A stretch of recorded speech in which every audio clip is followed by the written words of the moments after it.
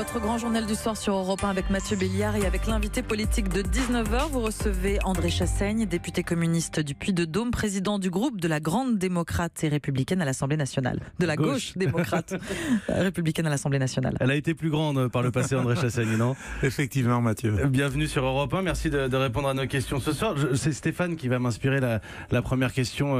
Finalement, André Chassaigne, on va beaucoup parler de transport ce soir. Vous seriez favorable à ce qu'on retire le permis aux seniors qui ne peuvent plus conduire? J'ai bien apprécié le commentaire qui a été fait justement par Stéphane, parce que avant de prendre une décision au niveau législatif, il faut toujours se poser toutes les questions sur les conséquences que ça peut avoir, en particulier pour des personnes âgées isolées. Encore faut-il mettre en œuvre des moyens de substitution. Ça existe. Moi-même, j'étais conseiller général en 1982, c'est pas d'aujourd'hui, et déjà nous avions créé dans le canton que je représentais au conseil général un système de transport à la demande qui existe toujours, que nous appelions le bus des montagnes, et qui permettait d'aller chercher des personnes à leur domicile pour les amener une fois par semaine au chef-lieu d'arrondissement. Donc il faut des réponses collectives, mais enlever la possibilité de conduire à une personne âgée, ça peut avoir des conséquences en termes d'isolement extrêmement graves. Justement, la possibilité de conduire, on va beaucoup parler de transport. Vous serez le 17 novembre sur les routes pour les bloquer, André Chassaigne? Je ne serai pas sur les routes le samedi 17 novembre. Encore faut-il que je regarde mon agenda sur la circonscription. Mais ce que je voulais dire, c'est que cette manifestation est une manifestation à l'appel de citoyens. Je comprends cette manifestation, je la respecte, et aussi je suis très sensible au fait que ceux qui l'ont organisée notamment par le réseau Internet, ne veulent pas qu'il y ait de récupération politique. Donc je ne souhaite pas faire de récupération politique aujourd'hui, mais je veux bien relayer en portant une analyse sur ce que fait le gouvernement et en développant des propositions alternatives pour lutter contre le réchauffement climatique. Vous pensez à quoi comme proposition alternative pour lutter contre le réchauffement climatique, puisque c'est précisément l'objet de cette hausse des prix des carburants?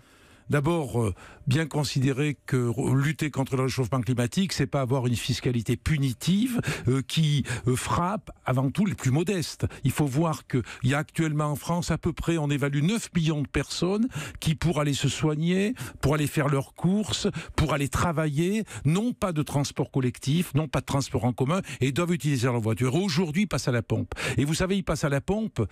Je le vois moi-même quand je suis à côté d'une personne qui fait le plein, notamment en milieu rural, on arrête à 20 € pile, ou on arrête à 40 € pile. Et quand je vais aussi chez des personnes de ma circonscription dans leur domicile, on voit que de plus en plus certains se privent sur le chauffage. Donc il y a véritablement une question de niveau de vie aujourd'hui. Mais comment est-ce qu'on fait pour baisser nos émissions de gaz à effet de serre? Ce que je pense, c'est qu'il faut d'abord augmenter, c'est une proposition parmi d'autres, augmenter le malus pour les automobiles polluantes. Aujourd'hui, les automobiles polluantes, il faut tout mettre en œuvre pour qu'elles ne soient pas vendues ou qu'elles puissent être pénalisées pour les acheteurs. Ça revient pas au même? Non, ça revient pas au même, parce que c'est des voitures qui coûtent un certain prix. Vous savez, les gens les plus modestes n'achètent pas ce type de voiture. On peut dire les voitures les plus polluantes sont celles aussi des plus modestes. C'est ça le dilemme, bien sûr, André Chassaigne, puisqu'elles sont vieilles, puisqu'elles sont moins bien entretenues. Je parle des voitures neuves. Je parle des voitures neuves. Il faut un malus extrêmement important sur les voitures neuves qui sont les voitures polluantes. Il faut augmenter aujourd'hui le niveau auquel on applique le malus. C'est extrêmement important. De la même façon, il faut aussi frapper les grands industriels, les multinationales. Quand vous pensez que Total seul, ces émissions à gaz à effet de serre, au niveau mondial certes, représentent 2 tiers des émissions françaises de gaz à effet de serre. Donc on peut pas d'un côté, au nom de la compétitivité, laisser faire les grands groupes industriels, les multinationales, et faire supporter la lutte contre le changement climatique aux plus modestes de ce pays. Aux conducteurs, et je rappelle que cette mobilisation du 17 novembre est soutenue par 78% des personnes sondées par l'Institut Odoxa. Nous en reparlerons ce soir. Parlons de transport et d'une question. C'est une question. Vous nous avez alerté, en l'occurrence André Chassaigne, sur le transport de personnes handicapées, d'enfants en particulier, qui sont la semaine à l'hôpital et qui rentrent le week-end de temps en temps chez leurs parents. À l'origine, ce déplacement était remboursé et ce n'est plus le cas. C'est vraiment le type même de décision qui sont des décisions pour des raisons financières, pour faire de l'économie et de la sécurité sociale et qui ont des conséquences terribles pour les familles. Imaginons, j'ai eu l'occasion de le dire d'ailleurs à votre antenne, imaginons un jeune enfant ou un adulte handicapé qui est dans un centre spécialisé, qui est dans un centre de soins, qui peut retourner dans sa famille peut-être un week-end par mois, peut-être 2 week-ends par mois, et qui a besoin de se déplacer d'un transport adapté.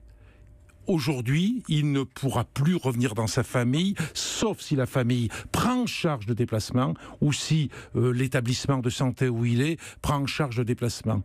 La sécurité sociale considère que ce n'est pas de sa responsabilité. Ben là, on touche à l'humain. Comme beaucoup de choses, les décisions ne tiennent pas compte de l'humain. Et ça me met hors de moi. Ça me met véritablement hors de moi. Je sais qu'il y a une grosse mobilisation dans le pays. J'aurai l'occasion prochainement d'ailleurs d'interpeller lors d'une question au gouvernement donc le Premier ministre là-dessus. Mais ce n'est pas tolérable que ce type de décision, parce que ça a des conséquences humaines très traumatisantes pour des personnes. Engagé auprès de nos auditeurs à en reparler. On suit ce dossier de très près. En l'occurrence, votre amendement sur ce point-là a été rejeté. Il nous reste 2 bonnes minutes, André Chassaigne. Aujourd'hui, justement, les communistes, vous servez à quoi? Dans le débat public, dans la classe politique. Vous faites un constat qui est un constat sévère, mais qui s'appuie quand même sur une forme d'effacement du Parti communiste français qui est sorti du paysage politique. C'est pour cette raison que d'ailleurs nous avons à plusieurs soutenu un texte alternatif qui arrivait en tête lors du vote des communistes en préparation de leur prochain congrès, parce qu'on pense qu'aujourd'hui il faut qu'on renouvelle le Parti communiste français en termes d'abord de messages, en termes d'actions concrètes auprès de la population, en termes aussi de visage, j'utilise souvent cette expression, et montrer qu'on n'est pas un parti ancien, un parti recroquevillé sur lui-même, un parti qui serait une forme de poisson rouge dans un bocal, mais qu'on peut peser encore pour l'avenir du pays. Des élections européennes à venir, sans même parler de ces élections-là, je regarde le paysage politique français et je vois, prenons de la gauche de la République en marche, jusqu'à la France insoumise, en passant par Europe Écologie Les Verts, le Parti socialiste, ce qu'il en reste, Génération, ce qui essaye d'émerger tant bien que mal, le Parti communiste français désormais. Vous êtes beaucoup pour peu de sièges. C'est pour cette raison que nous, on veut travailler au rassemblement, mais on pense que le rassemblement ne peut pas se faire en se mettant à la remorque d'une seule organisation, d'un seul mouvement. Pour qu'un rassemblement puisse réussir, il faut qu'il y ait le respect des différentes organisations. Et je crois qu'aujourd'hui, l'enjeu que l'on a, c'est de construire ce rassemblement si on veut avoir une politique de transformation de la société. C'est pas la gauche plurielle, parce que ça doit s'appuyer davantage sur les citoyens, sur des actions de terrain, sur des actions dans les entreprises. Et c'est à partir de là. Si, moi je ne rejette pas la France insoumise, bien évidemment, mais je considère que la France insoumise n'est pas la seule organisation qui doit s'opposer à Macron. D'ailleurs, Macron cultive d'un côté l'opposition unique de la gauche radicale et de l'autre côté l'opposition de l'extrême droite. Nous, on pense qu'il y a de la place pour une opposition plus construite qui irait vers véritablement une transformation de la société française. Le Parti communiste nous surprendra par sa révolution dans le calme. Pierre Laurent, il a fait son temps.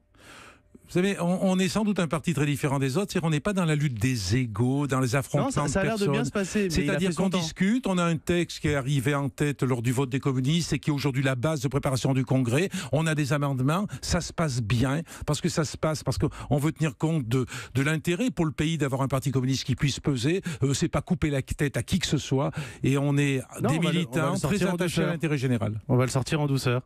Non, il ne s'agit pas de ça. Je crois que ça viendra. C'est à lui de prendre conscience du renouvellement qui est nécessaire. Mais je crois qu'on est sur le bon chemin et que ça ne se fait pas par une confrontation brutale. Ça se fait par la discussion, par la responsabilité de chacun. André Chassaigne, à vos yeux comme ça, c'est quoi le bon montant d'argent de poche par semaine pour un enfant? Ah, difficile. Je répondrai, ça dépend où vit l'enfant. Ouais. Ça dépend où vit l'enfant. En milieu rural, je pense qu'en milieu rural, si je dis 10 euros, ça peut être raisonnable, à condition que la famille, il y a des familles très modestes qui ne peuvent pas toujours donner 10 euros. Et pendant longtemps, c'était les grands-parents qui ont donné un peu l'argent de poche, mais ils ont de plus en plus de difficultés à le faire, parce que les retraités aujourd'hui sont taxés, et quand il s'agit de chercher un billet, ils n'ont pas toujours le billet dans la poche pour le donner aux petits-enfants. La moyenne nationale, c'est 7,83 €, mais vous êtes communiste, c'est un peu au-dessus. Merci André Chassaigne d'être venu sur Europe 1 ce soir. Il est 19h21.